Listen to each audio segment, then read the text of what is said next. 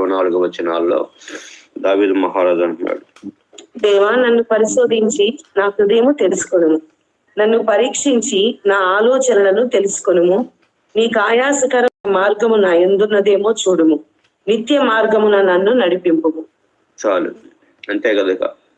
మనం చేయాల్సిన పని ఏంటంటే ధైర్యంగా దేవుని దగ్గరకు వచ్చి, దేవా నన్ను పరిశోధించి నా హృదయమును తెలుసుకొనుము, నన్ను పరీక్షించి నా ఆలోచనలు తెలుసుకొనుము.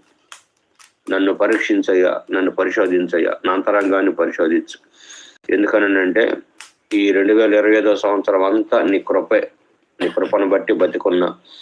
అయినా కానీ నాలో నీకు ఆయాసకరమైన మార్గాలు చాలా ఉన్నాయి. నేను వాటిని మరి పరీక్షించుకున్నా నాకు కొన్ని కనబడకపోవచ్చు.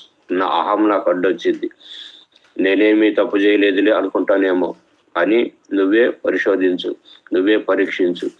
నీకు ఆయాసకరంగా, నీకు బాధను పుట్టించే, నీకు నచ్చని విషయాలు నాలో ఏమున్నాయో అవన్నీ కూడా నాకు తెలియజేయి ప్రభువా. వాటన్నిటినీ ఒప్పుకునే మనస్సు నాకు ఇవ్వు ప్రభువా.